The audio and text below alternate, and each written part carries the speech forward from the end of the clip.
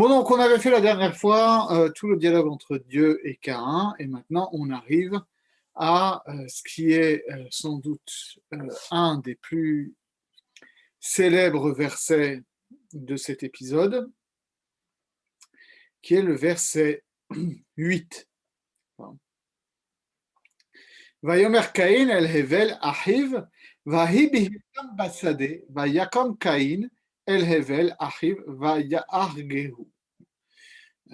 Qui pour le coup n'est pas difficile à traduire en termes de vocabulaire, mais ça pose quand même un problème au niveau de la construction, puisque on traduit et un dit à Abel son frère, pose,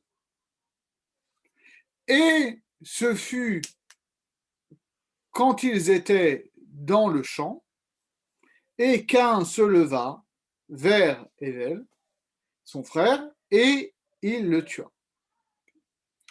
Et donc, évidemment, le gros problème qu'on a, c'est que on ne sait pas ce qu'il lui a dit, tout simplement. Caïn dit à Ével, son frère, et c'est pas il a parlé, d'accord, parce on aurait pu dire Vaïdaber Caïn el Ével arrive, ok, il lui a parlé. Mais si c'est Vayomer, normalement, on nous dit ce qu'il a dit. C'est pas juste. Normalement, c'est un verbe transitif, Vayomer. Okay. Or là, on ne sait pas ce qu'il lui a dit. Et de fait, d'autres versions, je crois que c'est le cas de la Septante notamment, je pense qu'on peut aller chercher comme ça à l'arrache. On vit quand même une époque formidable où on a la Septante au bout des doigts. Si on prend comme ça, Septante, voilà, chapitre 4, verset. Oui, d'accord. C'est tout petit, forcément, parce que les Grecs écrivent petit, je crois. Je ne sais pas quoi dire. Voilà. Epen Cain pros Abel, ton adelphon, otu dielsomen, eistopédion. Je ne sais pas ce que ça veut dire, mais en tout cas, il y a quelque chose, d'accord, puisque après, Kayegeneto ento enaiotus ento pedio, d'accord. Oui, c'est ça. Il lui dit ton adelphonotus, son frère, Dielsomen eistopédion, allons au champ, d'accord. Kai egeneto ento enai, ok, et ce fut lorsqu'ils étaient otu ento pedio, okay, et ce fut lorsqu'ils étaient au champ, etc., etc. Ok. Donc la Septante, elle bouche comment on fait pour j'ai jamais compris comment on fait pour virer ça. Ah si, c'est comme ça. La Septante, comme beaucoup de traductions, bouche les trous. Bon, c'est-à-dire que elle va suppléer aux manques apparents, aux contradictions apparentes du texte. On voit ça dans la Septante, on voit ça dans le Pentateuque samaritain. Et c'est paradoxalement un argument pour l'authenticité du texte massorétique, selon le principe latin, désolé du barbarisme, de lectio difficilitor, c'est-à-dire que si on a deux versions d'un texte, l'une où la lecture est difficile et l'autre où la lecture est facile, et ben on va estimer que c'est celui dont la lecture est difficile qui est plus authentique, puisque forcément, si on a deux versions, une qui est première et l'autre qui est élaborée à partir de la première, normalement, on élabore une version plus lisse à partir quand on vient corriger. On ne va pas introduire des erreurs, entre guillemets, on va essayer de les corriger. Non, donc il est plus probable qu'il y ait un trou dans le texte et que ce soit la Septante et les autres qui aient bouché le trou, plutôt que de supposer que le texte de la Septante reflèterait une version originale et que le texte massorétique aurait tout d'un coup perdu deux ou trois mots. Et donc se pose la question de qu'est-ce qu'ils se sont dit. Et évidemment, de quel est le lien avec le meurtre après. C'est ça la question de tous les commentateurs.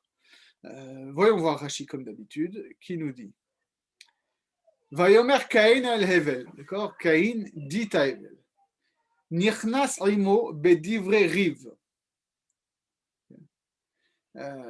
Il est littéralement, il est entré avec lui dans des paroles de dispute.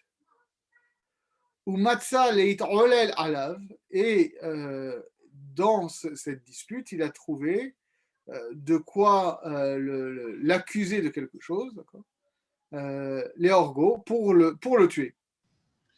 Excusez-moi, j'ai une petite question. Matzah, c'est dispute? Non, matza, c'est trouvé. Ah, matzah, c'est trouvé. D'accord. Sauf que non, sauf que matza, il faudrait que ce soit avec un. Il faudrait que ce soit un aleph. Alors, c'est quoi ce matza avec un ré? C'est une bonne question. On va regarder tout de suite dans le dictionnaire. Ça doit être un yatsa, normalement.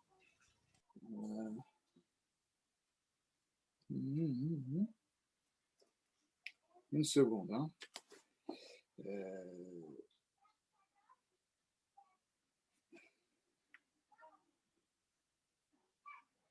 Il n'y a pas.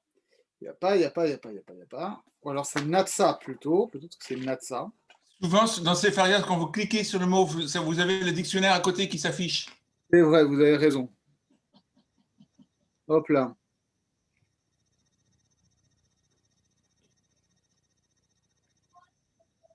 Alors ça marche pas. Non. Tiens, c'est marrant. Je pense qu'il faut que tu sois pas dans le commentaire, mais il faut que tu sois dans que le commentaire soit en fait la page principale pour que le dictionnaire s'ouvre. C'est possible. Alors, de toute façon, on a là ici.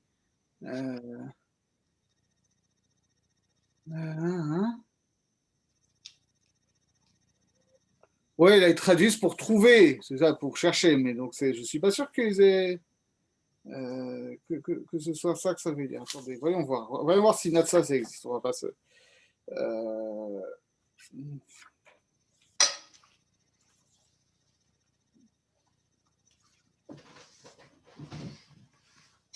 Natsa. Voilà, Natsa, il y a un verbe qui s'appelle Natsa. Oui, la racine Natsa, ça veut dire se quereller, se disputer. D'accord? S'attaquer à. D'accord? Donc, en fait, c'est plus ça. Il a cherché. Il a cherché par la dispute. Je ne sais pas qu'il a trouvé. Il est allé dans une démarche comme ça de dispute pour trouver un prétexte pour le tuer. Désolé, j'insiste. Le matzah, dispute dont on parle là, Oui. c'est le même mot que le matzot qu'on mange à Pessah. Ça s'écrit pareil, oui. Donc en fait, le matzah qu'on mange à Pessah, c'est une dispute. On pourrait traduire comme ça, effectivement. Ah, génial. C'est pas mal. Ouais. Alors, on se bat contre la levure en préparant. Voilà, en quelque sorte. Donc, en tout cas, voilà. Donc, alors, ça, c'est une option. C'est l'option qu'on connaît. C'est toujours le problème avec Rashi, qu'il n'y a pas de Rashi qui vient de la façon dont nous, on aborde Rashi. C'est que comme on lit que Rashi, alors on est persuadé qu'effectivement, c'est ça que ça veut dire. Mais en fait, c'est une option de Rashi. C'est une option de Rashi de dire que l'intention de Caïn, elle est immédiatement négative. D'accord? Et que c'est ça qui explique qu'il n'y a pas d'objet de la dispute dans le verset. Parce qu'en réalité, il s'en fiche de quoi il parle. Caïn ne cherche pas à dire quelque chose. Il prend prétexte du dialogue pour en réalité chercher la querelle et trouver un prétexte pour tuer. Donc c'est l'inverse du dialogue. C'est pour ça que ce qu'il dit. C'est pour ça que Rashi précise après Veyesh basé midraché agada, arze yeshuvo shel mikra. Il dit bon, c'est vrai que dans le midrash, on nous donne des raisons. On les a déjà évoquées. Et d'ailleurs, le Alcher nous les citera en montrant en quoi c'est lié au mot du verset, mais lui, il dit, bon, il y a des explications. Donc, je vous rappelle ce que c'est, la dispute sur le territoire, la dispute sur l'emplacement du temple, la dispute sur la deuxième sœur jumelle de Abel. Mais il dit, ce que j'ai dit, c'est qu'en réalité, il cherche à se disputer. C'est ça qui est le plus cohérent avec l'écriture. Et c'est important de soulever ça encore une fois chez Rashi, parce que pour le coup, il nous avait donné une raison. En tout cas, il avait précisé dans le premier verset l'histoire de la jumelle de Caïn et les deux jumelles de Hevel. D'accord. Donc Rashi, il n'est pas la raison pour laquelle il ne veut pas ramener le Midrash ici, c'est pas qu'il croit que c'est incompatible avec le pshat ou que c'est faux ou que ça a sa place dans son commentaire en général, parce que pour le coup, il le rapporte ailleurs. Mais il dit ici, c'est plus cohérent d'interpréter le silence justement comme une absence de parole que d'essayer de le combler. Et c'est intéressant de contraster avec ce que dit Hachem, ce qu'il dit après à propos de comment est-ce que Hachem va s'adresser à lui, puisque quand Dieu va lui dire Aye Evel Achicha, où est Abel ton frère, Rashi se pose la question implicitement, mais Dieu, il n'a pas besoin de poser la question. Dieu sait très bien où est Evel. Et donc, de la même manière que le Vayomer Cain et l'Evel n'est pas une vraie parole, c'est-à-dire que c'est une parole sans contenu réel, de la même manière, la question de Dieu à Caïn est une question rhétorique. Il ne pose pas la question d'un point de vue informatif, c'est d'un point de vue performatif, comme il le dit, les kanas imo bedivre nahat, pour entrer en dialogue avec lui avec des paroles d'apaisement. On voit bien la symétrie inversée entre les deux, qu'il y en a un qui utilise la parole comme acte de violence et Dieu qui utilise la parole comme processus, tentative d'apaisement. Ou là, Yashuv Vayomer, peut-être qu'il fera tchouva et qu'il dira Ani haraktiv vechatatilecha. Peut-être que Cain dira oui, je l'ai tué et j'ai fauté envers toi. Et ce qui montre encore une fois que le grand souci de Dieu dans tout ce dialogue, ce n'est pas ce que font les gens en réalité. C'est comment ils se situent par rapport à leurs actes. Finalement, et c'est ça qui est assez fou, c'est-à-dire que si Caïn avait dit ah oui, j'ai tué mon frère, j'ai fauté, je suis désolé, je le regrette amèrement, Dieu aurait pardonné, alors que c'est très très grave, d'accord, mais en réalité, c'est beaucoup plus grave de nier sa faute que de commettre la faute en tant que telle. Alors, je passe ensuite à Ibn Ezra et à Ramban parce que je veux rester sur cette séquence du non-dialogue entre Caïn et Hevel. Parce que, pour le coup,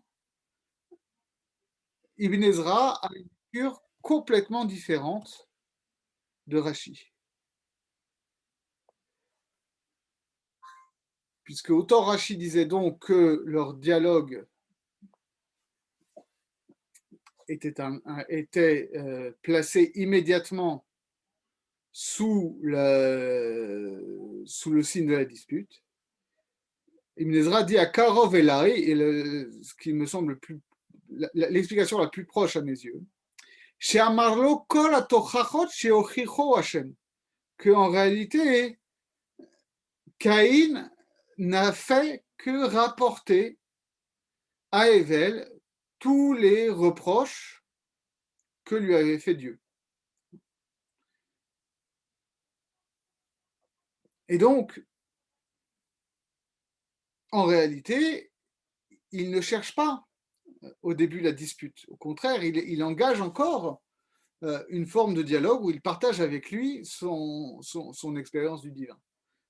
Alors, ça ne répond pas pourquoi il l'a tué après, mais en tout cas, il opère une disjonction entre la première partie du verset et la deuxième partie du verset, entre la parole de Caïn et le meurtre qui va s'en suivre. Il ne répond pas à pourquoi il a tué, mais il faut garder ça en tête parce que le Alcher va nous expliquer ça. Et alors après, ça c'est ce que j'adore chez Ibn Ezra, c'est qu'il ne peut pas s'empêcher de clasher ses collègues. Il dit Veshoalim noladu beyom sagrir. Et il y a des gens qui posent des questions et qui sont nés un jour de mauvais temps, dit-il.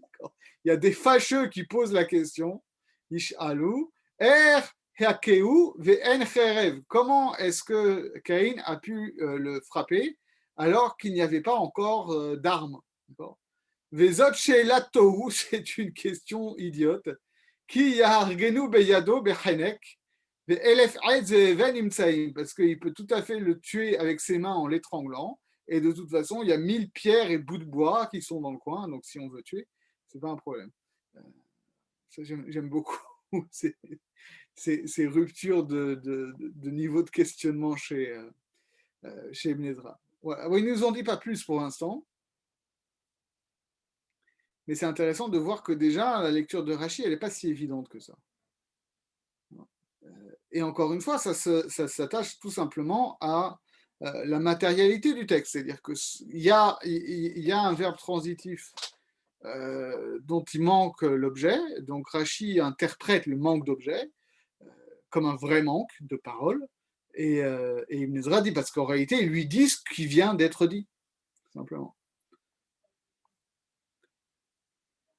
Ensuite, Ramban,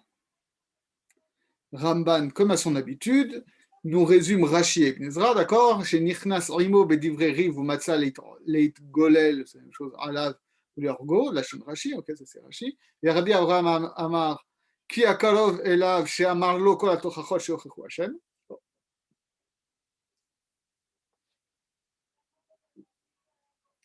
Donc ça c'est option. Et lui, il apporte une troisième option que l'on connaît en réalité, puisqu'il dit Ve'al Darati, Shehu Davak im vahi bihiotam basadek. Il dit c'est lié à ce qui est dit après, ce furent quand ils étaient au champ. Qui amarlo netse asade, d'accord? Car il lui a dit sortons au champ. Donc, je ne sais pas si Ramban avait s'il connaissait la Septante. Regardons si tant qu'on est là à s'amuser, regardons si c'est comme ça dans la Vulgate. Ce serait intéressant.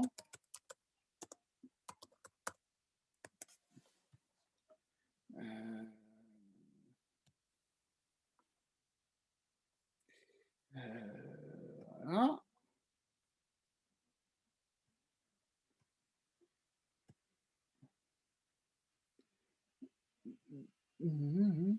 Dixit Kaina Dabel Fatem Soum Egrediamour Foras, d'accord? Donc la Vulgate a comme la Septante où il dit sortons au champ. Et donc il n'est pas impossible, pas interdit de penser que en réalité l'interprétation de Ramban soit influencée par les versions chrétiennes de la Bible qui circulaient à son époque. Même s'il y avait évidemment de la grande défiance chez les Juifs vis-à-vis des chrétiens, il n'est pas impossible qu'il ait entendu ça dans certains milieux. En tout cas, l'interprétation de Ramban concorde avec la Septante et la Vulgate. D'accord? Et donc, pourquoi est-ce qu'il a dit sortons au champ? Parce qu'en réalité, et là, ça rejoint l'option de Rashi, il l'a tué en cachette. D'accord? C'est pour ça qu'il est sorti au champ, pour le tuer loin des regards. Ce qui est en réalité encore plus problématique, puisqu'en réalité, il se cache du regard de ses parents, à la limite, mais pas du regard de Dieu, évidemment. ייתכן שנתכוון בהריגתו, je dirais, שיבנה העולם ממנו, כי חשב שהוא יהיה לאביו זרע אחר עוד. Et alors, pourquoi est-ce qu'il l'a tué? Pourquoi est-ce qu'il l'a tué? Et c'est intéressant aussi parce que pour lui, ce n'est pas lié à l'histoire du sacrifice directement. Il l'a tué pour que le monde soit construit à partir de lui seul, c'est-à-dire que toute l'humanité vienne de Caïn seulement. Car il a pensé que son père n'aurait pas d'autre descendance que Caïn et Abel. Gam pahad shelo yeh ikar binyano shel olam me'achiv shenitkabela minchato. Et donc ensuite, et en réalité, il a eu aussi peur que si Abel vivait, non seulement il ne serait pas le seul père de l'humanité, mais qu'il ne serait pas le principal père de l'humanité, puisque manifestement Dieu préférait Abel à Caïn. Voilà la lecture qui est donnée par Ramban. Donc, ok. Donc on a 3 lectures et maintenant on passe à Alcher qui, comme d'habitude, va nous faire une synthèse magistrale. Alors, c'est pas là, tout ça on va faire. On a fait des choses comme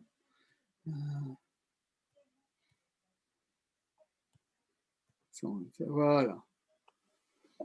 Donc, Alcher va nous poser les questions qu'on se posait déjà. Raoul la cite lève chez Enba Pasuk Maché Amardo. Donc, il faut se poser d'abord la question que le verset ne nous dit pas ce que Caïn a dit à Abel. Ça ne nous dit pas pourquoi il l'a tué au champ. Donc, c'est une précision un peu utile. Alors, c'est de fait, le Midrash Rabbah explique pourquoi le champ.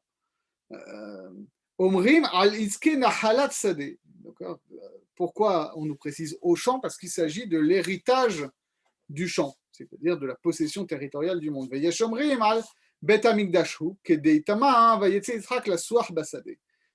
a qui disent c'est à propos de l'emplacement du Bet Amikdash, puisque on a dans Parashat Chayei Sarah, on nous dit que Isaac est sorti prier dans le champ, et qu'en réalité, ce champ-là, c'est interprété comme l'actuel mont du Temple. Mais il y a Shomrim ala Isha, et il y en a qui disent que c'est une dispute à propos d'une femme, qui est des Tamar qui basade matzah, d'accord, on voit, il y a une autre référence, le verset où la femme est comparée à un champ, Vodomrova Yakom Caïn, et donc voilà, ça nous explique de manière midrashique pourquoi on parle du champ. Mais si on vient l'expliquer de manière midrashique, c'est bien qu'au niveau du pshat, il y a un problème. Donc, autre problème, va Yakom Caïn. Ça veut dire quoi? Caïn s'est levé.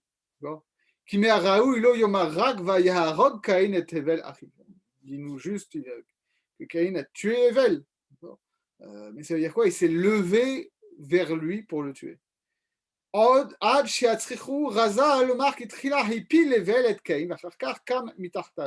Au point que, toujours dans Midrash Rabbah, on est venu donner un sens à ce Caïn s'est levé en expliquant il s'est levé parce qu'en réalité il était tombé, parce que quand il y a une bagarre au début c'est Evel qui a fait tomber Caïn et que Caïn s'est relevé et l'a tué en se relevant. Alors maintenant, comme à son habitude, une fois qu'il a posé les questions, il va nous rapporter un autre texte qui va poser des principes. Et à partir de ces principes, il va répondre à nos questions. Achine besefer hazohar amrou ki Caïn aya misitra de mas'aba. Donc, dans le Zohar, on nous apprend que Caïn était du côté de l'impureté, et Evel misitra de Gdusha.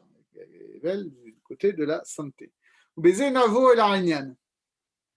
C'est ça qui nous permet de comprendre. On sait aussi, d'après le Zohar, que les champs et les déserts et donc tous les espaces non urbanisés sont le lieu où réside le souffle d'impureté. Et d'ailleurs, vous savez que c'est pas que dans la culture hébraïque, parce que j'ai vu ça la dernière fois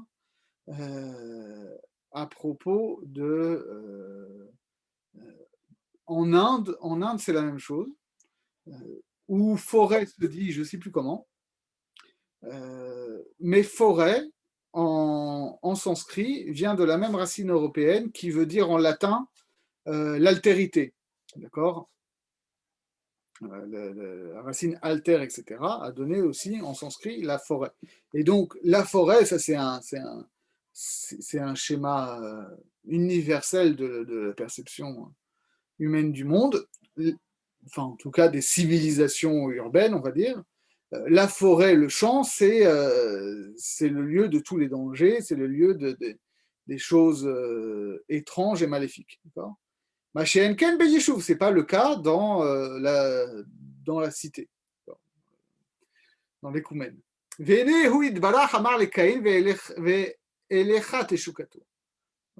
Et or Dieu a prévenu Caïn, lui a dit attention, le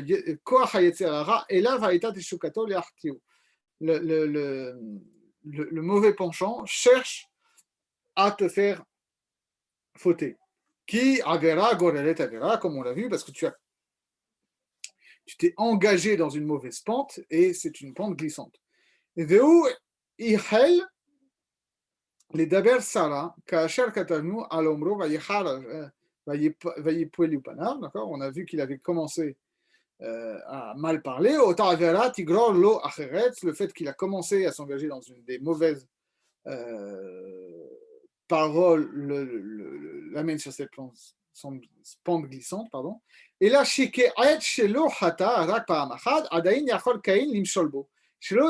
mais comme il a fauté qu'une seule fois, alors il garde encore la maîtrise. Amar la katouf kiine, vayomer Caïn advarim aniskarim belashon hiba.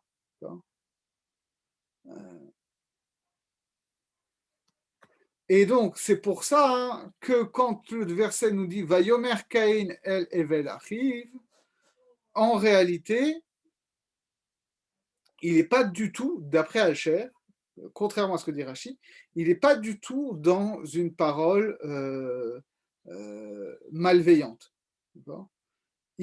Alcher rejoint Ibn Ezra en disant que ça veut dire que Caïn a dit les choses que Dieu lui avait dites, qu'on vient de dire, Bilshon Hiba, d'une manière affectueuse, Keteva Lashon Amira, d'accord, et parce que c'est ça la nature du vocable Amira, d'accord, c'est quelque chose qui est bien établi dans la tradition midrashique aussi. C'est qu'il y a le contraste entre Dibour et Amira, c'est que Dibour, c'est une parole un peu stricte, un peu brutale, un peu brute de décoffrage, et que Amira, c'est une parole qui est plus douce, d'accord, plus tendre.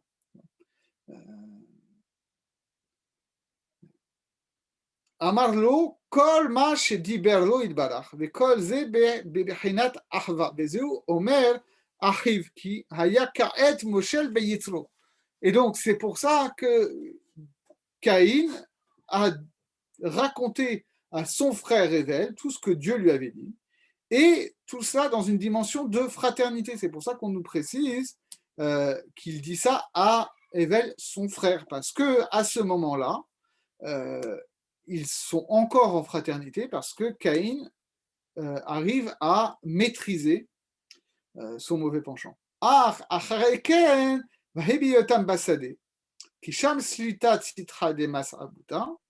Mais quand ensuite ils se sont trouvés au champ, où là la force d'impureté est plus grande, alors c'est là que c'est levé Caïn, qui était lié à ce côté de l'impureté. Kam vaïgaber à la kedusha, shenit oresh amitzro, que c'est donc son mauvais penchant qui l'a emporté, qui s'est levé contre lui. Hu satan ou yisera shebim bechinatahi, vayargu al kinato asher kina, qui est level ve'al minchato shara velolo. Et donc c'est ça qui s'est passé. C'est que finalement, et c'est des interprétations que je trouve assez intéressantes, dégageons toute tout l'appareil surnaturel du Zohar, et que le chant, c'est un lieu d'impureté, etc. Essayons de le traduire dans quelque chose qui fait un peu plus sens pour nous. Mais tout simplement, c'est que, et c'est quelque chose, je pense, qui peut nous servir de leçon à nous aussi, c'est que notre comportement... Attendez, juste une seconde. C'est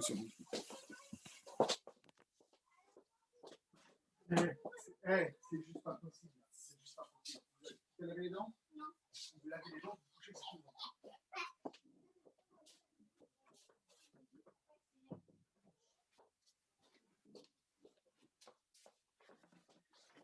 Désolé. Oui. Et ça, c'est très important comme leçon à retenir. C'est que la maîtrise de nous-mêmes, c'est quelque chose qui ne dépend pas que de nous. C'est qu'en réalité, en fonction du contexte social ou spatial, etc., dans lequel on se trouve, cela influe sur notre disposition. Et ça rejoint finalement aussi la lecture de Ramban, qui dit que finalement, il lui a dit allons au champ parce qu'il savait qu'au champ, il pourrait commettre son crime en toute tranquillité. Alors, Al-Sher ne va pas tout à fait dans le même sens, où lui pense qu'au début, il n'y avait pas du tout l'intention meurtrière chez Caïn. Mais il n'empêche que finalement, ce champ-là reste signifiant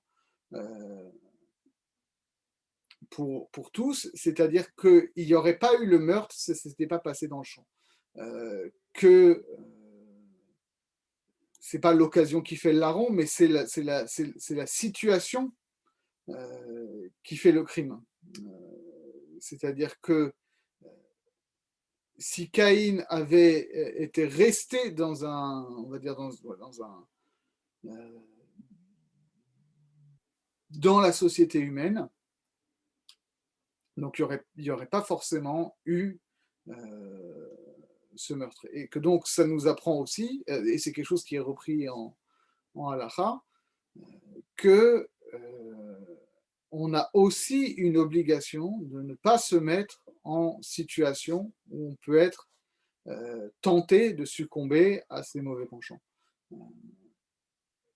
Et alors là, on pourrait gloser très longtemps sur justement sur ce qui constitue la responsabilité d'une personne quand elle se met justement en situation de ne plus se maîtriser. En réalité, c'est ça dont on nous parle ici.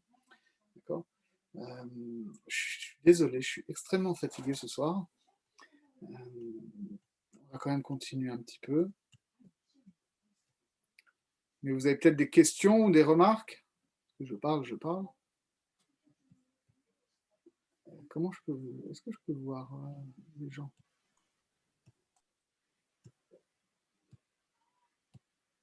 Ok. Alors, continuons un petit peu. Hop, on a fait.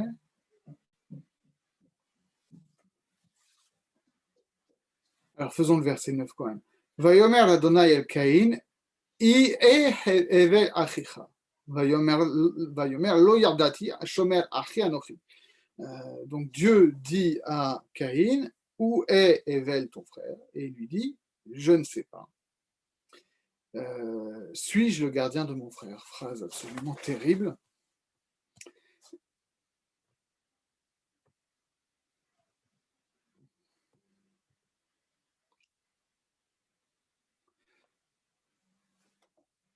Et Rashi nous dit, donc on a déjà vu Evel Achicha, il lui dit, Lo yadati, naasek gonav da'at ha'elyona. C'est là finalement le penchant spirituel de sa faute, c'est que il fait comme il devient comme s'il essayait de duper la conscience divine. Et ça aussi, c'est lié complètement à. C'est l'autre, c'est pas une autre faute, c'est l'autre versant de la même faute. C'est-à-dire que foncièrement, on ne peut fauter et on ne faute véritablement que si on est persuadé que Dieu n'est pas au courant, tout simplement. Il y a une différence énorme entre succomber à son mauvais penchant en éprouvant immédiatement du remords parce qu'on sait que Dieu en est conscient et croire qu'on peut se cacher du regard divin, ce qui est beaucoup plus grave.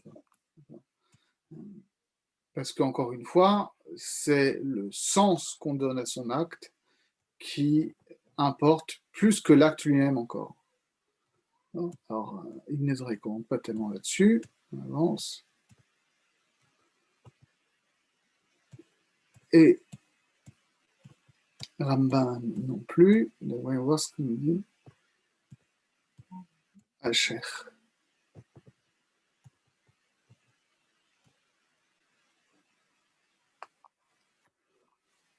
Alors, Hacher nous dit ainsi.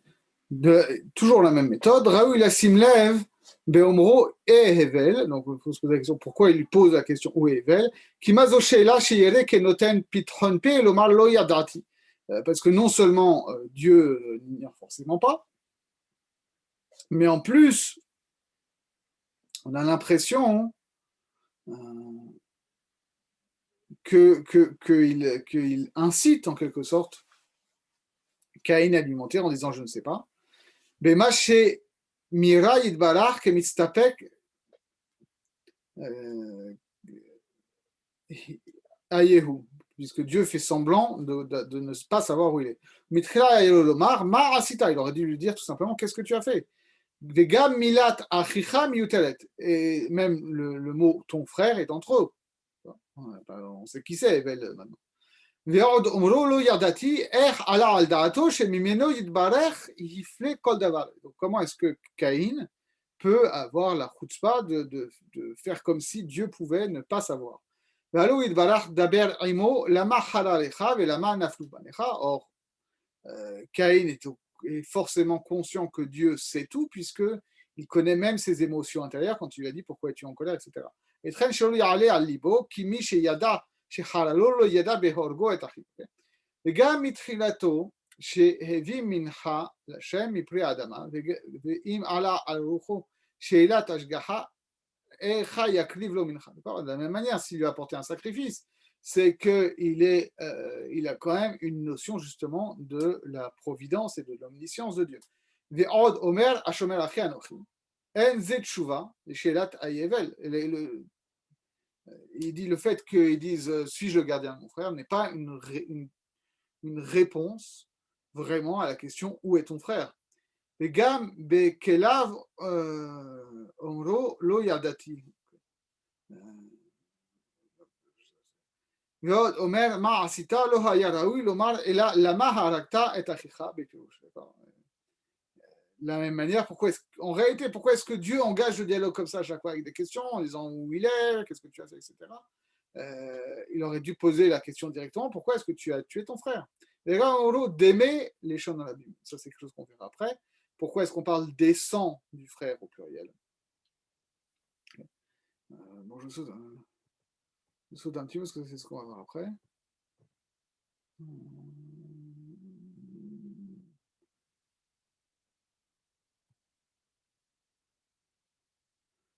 Alors, je passe aux réponses. Omnam, הנה כתבנו באומרו ויאמר קין אל הבל אחיו שאמר לו דברי פיוסים כאח לו בעצם. Qu'on a vu qu'au début il lui a parlé vraiment de manière douce comme un frère, et c'est ensuite quand il est au champ qu'il l'a tué.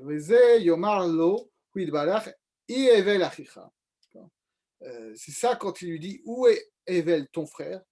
En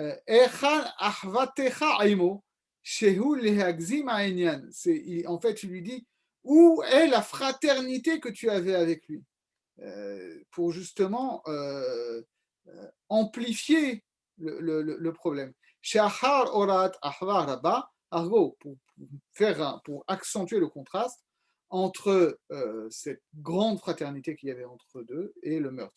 Vene v'tshuvat Caïn amuru razal, shama lo araktiv ani.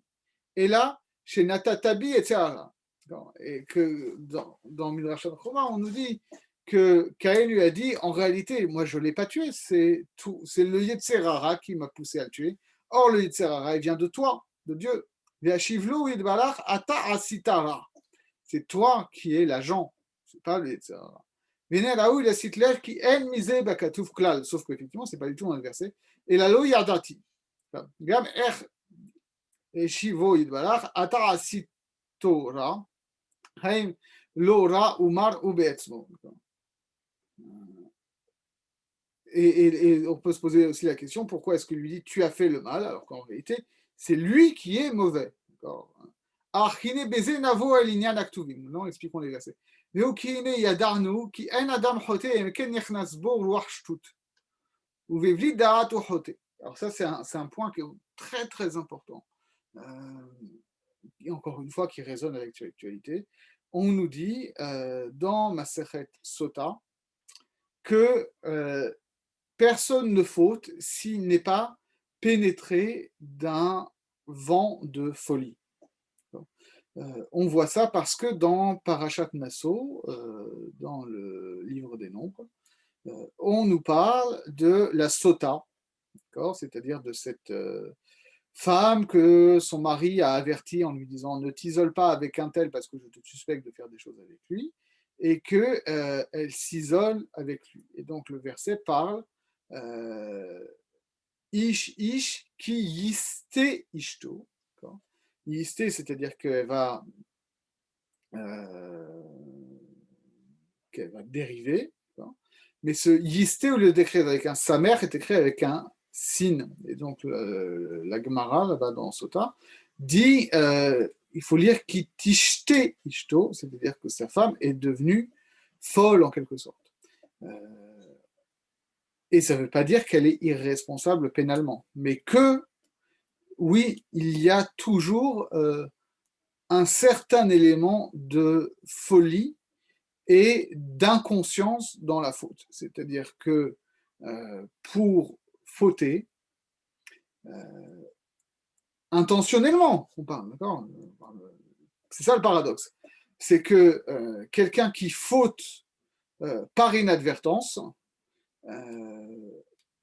finalement, il a la conscience tranquille parce qu'il a la conscience claire et qu'il a fait la faute par inadvertance. Vraiment. Alors que quelqu'un qui faute volontairement, en réalité, ça implique qu'il occulte volontairement un certain pan de sa conscience. C'est-à-dire qu'on est obligé de se mentir à soi-même sur le caractère mauvais de ce qu'on s'apprête à faire, sur les conséquences de ce qu'on s'apprête à faire, sur la conscience divine, sur l'omniscience divine par rapport à ce qu'on s'apprête à faire, etc. Et donc,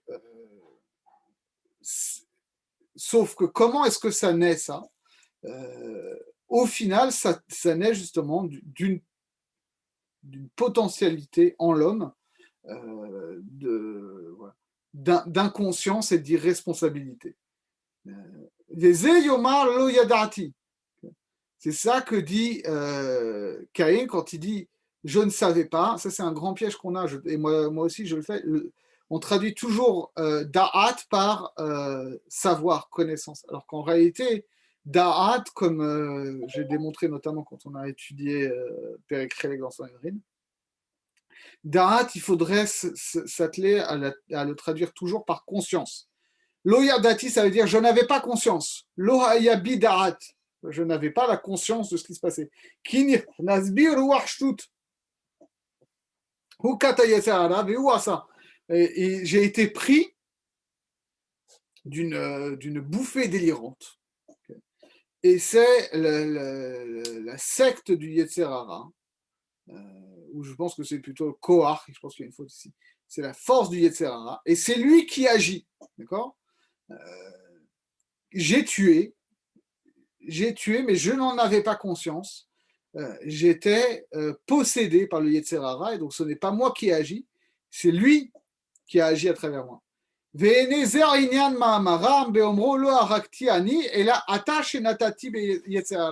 donc c'est ça que nos sages veulent dire dans le Midrash quand ils parlent de manière un peu imagée, que Caïn aurait dit, mais moi j'ai pas tué, c'est toi qui m'as donné les Yetzer Hara.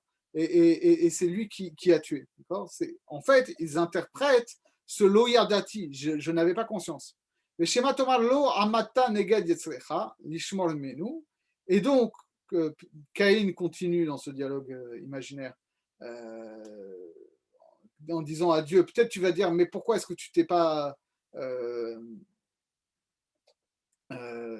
défendu contre ce Yetzer Hara en te gardant de lui? C'est pas possible parce que suis-je le gardien de mon frère? Lomar allo beteva ani negdi elav kenadoa. Kiu misitra didurta veani memas abuta. Et c'est ça que répond Caïn en disant mais je ne suis pas le gardien de mon frère et donc je ne pouvais pas lutter contre le Yetzer Hara qui s'est emparé de moi parce que en réalité par nature je suis opposé à mon frère, donc je ne suis pas le gardien de mon frère. Donc c'est pas à moi de le protéger que l'Omar qui imata haya raoui tiyelo le shomer. C'est toi Dieu qui aurait dû protéger Caïn, qui aurait dû protéger Evel.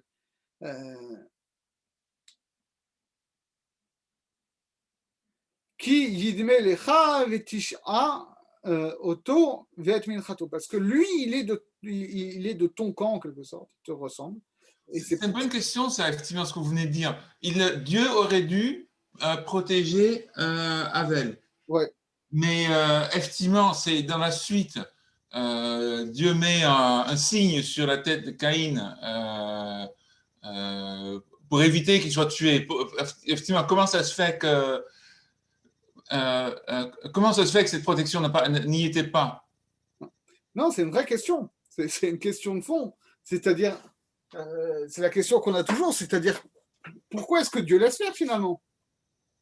Pourquoi est-ce que Dieu laisse faire? Pourquoi est-ce que Dieu laisse faire ce meurtre-là? Pourquoi est-ce que Dieu laisse faire plein de mauvaises choses? D'accord? Alors. Oui, en fait, c'est ça la question. Pourquoi est-ce que c'est une question de libre arbitre au fond?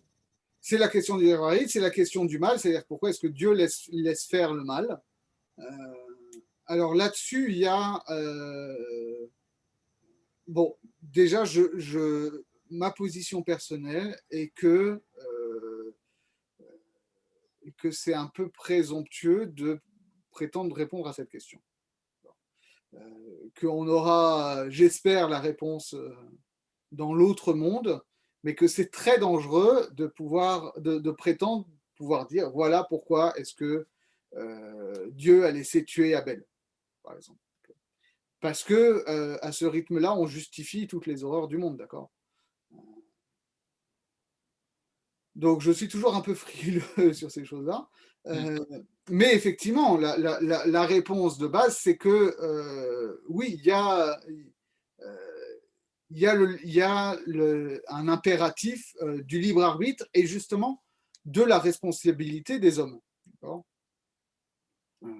Bon, mais là-dessus, il y a des pages et des pages et des pages chez tous les grands philosophes juifs, en particulier chez Maïmonide et chez Héritier. Alors, il y a une synthèse que j'aime beaucoup qui se trouve dans le Hakadat Yitzhak de Rabbi Yitzhak Harama, qui est un grand commentateur philosophisant de la fin du Moyen-Âge espagnol, avant Abravanel, qui explique ça à propos de Yaakov et Esav. D'accord? On voit au début de Parashat Vayishlach que Yaakov a peur quand il s'apprête à rencontrer Esav en retour de chez Lavan.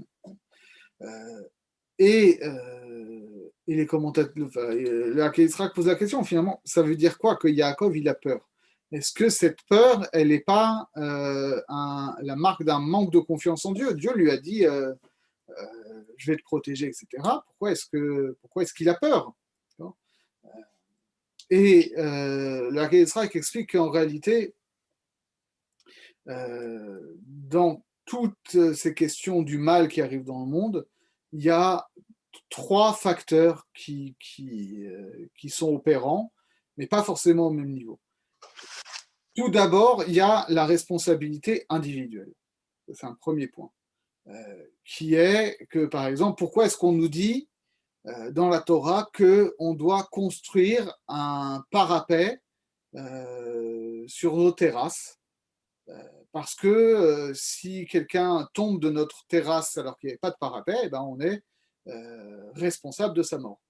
Or, si on est dans une lecture Mektoub, mais de toute façon, qu'on retrouve dans notre tradition, mais de toute façon, cette personne-là, il avait été décrété au ciel qu'elle devait mourir, donc tu mets un parapet, tu ne mets pas un parapet, si elle doit mourir à ce moment-là, elle mourra à ce moment-là. Alors la Kelsrak est très clair, il dit non, ça ne fonctionne pas forcément comme ça. Les gens ne meurent pas forcément à cause d'un décret divin. C'est-à-dire que si y a quelqu'un qui monte sur un toit et qu'il a trop bu et qu'il perd l'équilibre et qu'il tombe du toit, ben, ce n'est pas Dieu qui l'a tué, c'est lui qui s'est tué tout seul par sa propre irresponsabilité. Donc les gens sont responsables à la base. Ensuite, il y a ce qu'on exprime à l'époque, surtout par le schématisme astrologique, mais qu'on peut tout simplement expliquer par les mécanismes naturels, c'est que voilà, il y a des choses qui arrivent dans le monde qui ne dépendent pas du libre arbitre des hommes, mais qui ne sont pas nécessairement des décrets divins non plus. C'est-à-dire que, comme le chantait un très grand groupe de la fin des années 90, le feu, ça brûle, et Dieu a décrété effectivement au moment de la création que le feu, ça brûle, parce qu'il est en soi utile que le feu, ça brûle, mais parfois, le feu, ça brûle des maisons, et si une personne se trouve par accident dans une maison en feu, il va mourir, et ce n'est pas forcément un décret divin. Ça existe les accidents naturels dans cette vision-là. Et ensuite, il y a la providence divine. Mais en fait, la providence divine, elle intervient sur ces deux choses-là. C'est-à-dire que la providence divine, elle va venir apporter un correctif aux actions des hommes et au fonctionnement de la nature en fonction des impératifs ultimes du plan divin pour toute l'humanité. Ce qui veut dire que, par exemple, si telle personne, selon les lois de la nature, aurait dû mourir en bas âge, mais que Dieu a décidé qu'il en avait besoin dans son plan, alors Dieu va le sauver de manière miraculeuse, on va dire, pour le préserver. De la même manière, si il y avait quelqu'un d'extrêmement maléfique qui avait un plan hyper bien échafaudé pour tuer tous les Juifs, et que Dieu a besoin que les Juifs continuent à exister dans le monde, alors Dieu fera en sorte que, soit par des miracles, soit par des apparences naturelles, que ce plan-là échoue. Et en réalité, c'est une intervention divine. Mais Dieu n'intervient pas forcément, nécessairement, dans tout. Et que après, la grande question qui se pose, alors là, il y a des élaborations assez complexes là-dessus. J'ai un texte, notamment, sur cette question-là, où Maïmonide va expliquer que parfois, oui, Dieu laisse faire le mal, comme on le voit ici. Parfois, Dieu laisse faire le mal. Et c'est une grande question sur laquelle on pourrait passer des heures. Moi-même, j'avoue que je n'ai pas forcément bien compris.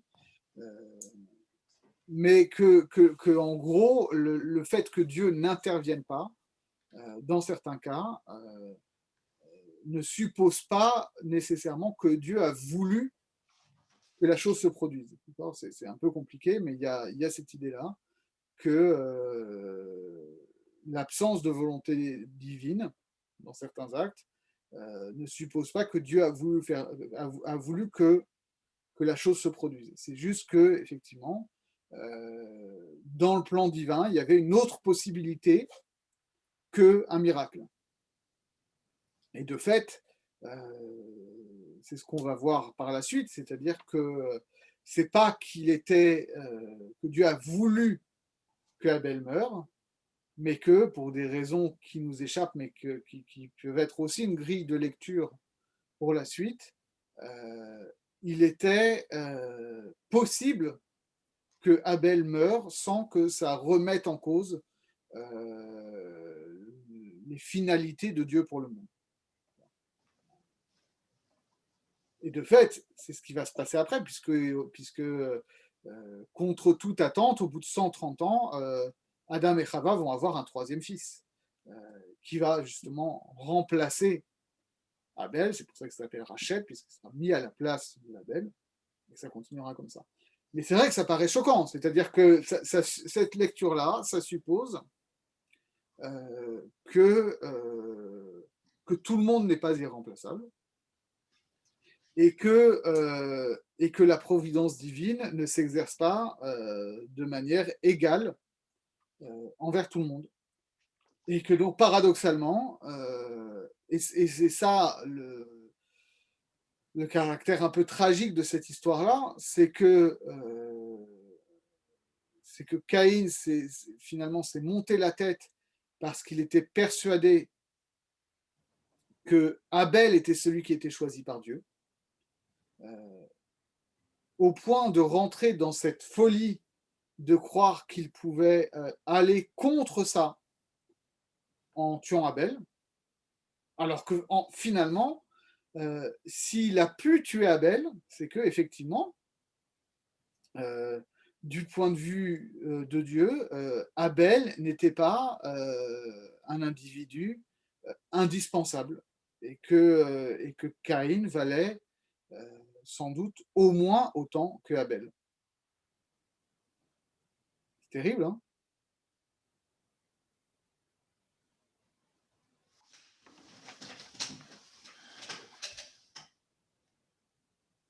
Alors, on finit ce que nous disait Alcher. Donc, il disait, voilà, c'était à toi, hein, Dieu, de protéger Abel. Ve'eshivlo itbarach ma'asita davar gadol asita yoter mima she'ata choshev. Qu'est-ce que tu as fait? Tu as fait quelque chose de plus grand que ce que tu crois. שהוא כי גם שליטת בך יצרה הוא עליך, והוא עניין מעולם אתם עשיתני רע.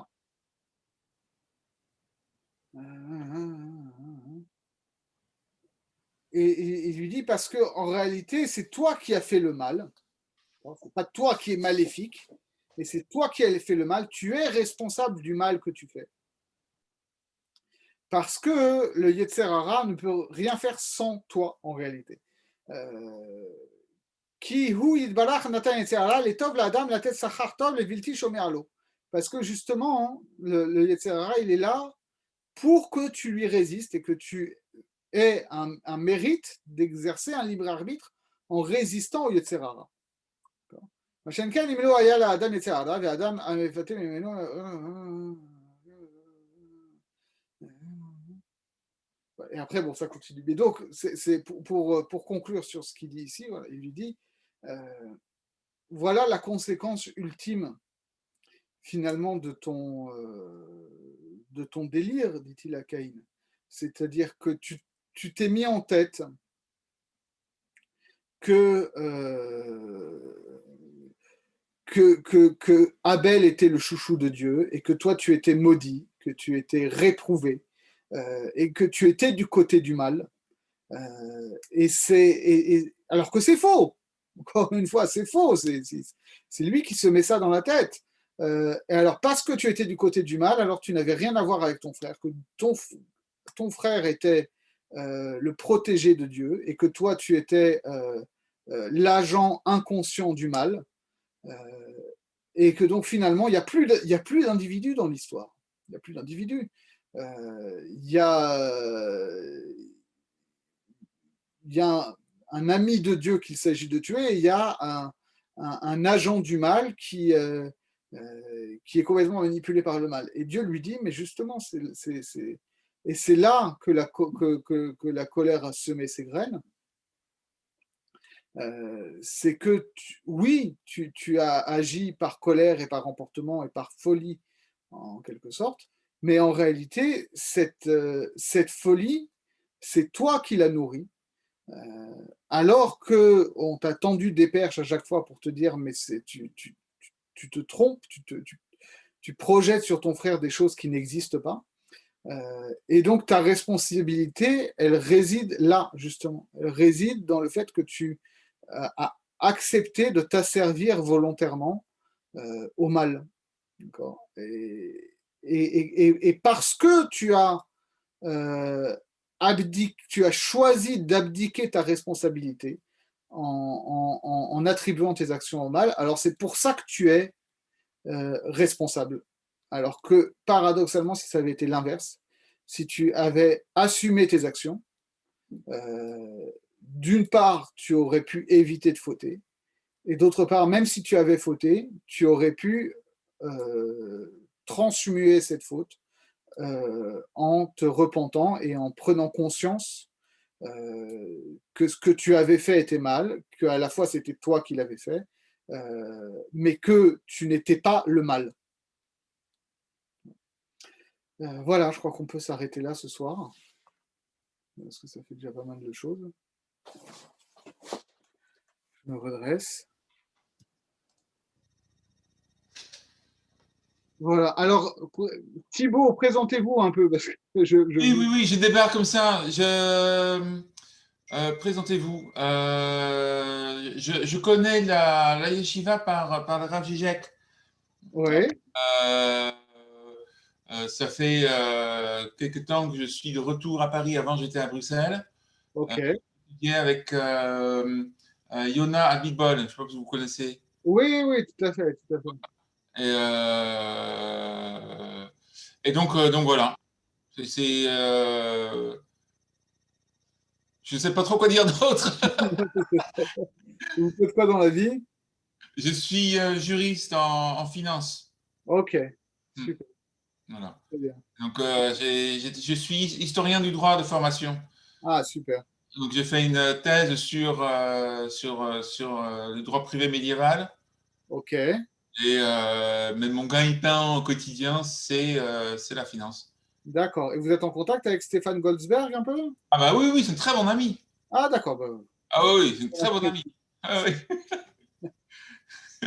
absolument. bon, bah, formidable. Donc, Alors attendez, je vous mets mon numéro de téléphone dans le chat là, comme ça, si ça vous dérange pas de m'envoyer votre numéro, comme ça je vous mets dans la. ah bah oui, bien sûr, bien sûr. Attendez. Alors, comment je vois ça, moi, du coup? Discussion. Voilà, discussion. Hop, Ah là, c'est là, ok. Je vous envoie tout de suite le message. ça marche. Et Abraham, alors qui se cache derrière cet écran noir, Abraham?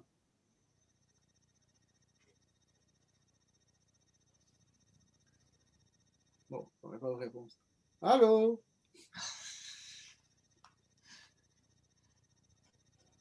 Ok, super. Bon. 3, Ah oui, ok, ça va. Ah, ça me fait plaisir de te voir. c'est bon, c'est noté. Ok, super, très bien. Bon, écoutez, je vous laisse. Merci beaucoup. Et puis, à la semaine prochaine, alors. Ah, voilà, Abraham a répondu. C'est moi qui ai dit Grave Gignac, moi aussi. Oui, ça y est, je doutais bien que c'était lui. Je vais vérifier. Ok, donc mardi prochain, on sera la dernière semaine du Homer, donc on peut encore faire court, il n'y a pas de souci. Merci et Très bonne bien, soirée. eh bien, merci à vous, bonne soirée. Au revoir. Au revoir.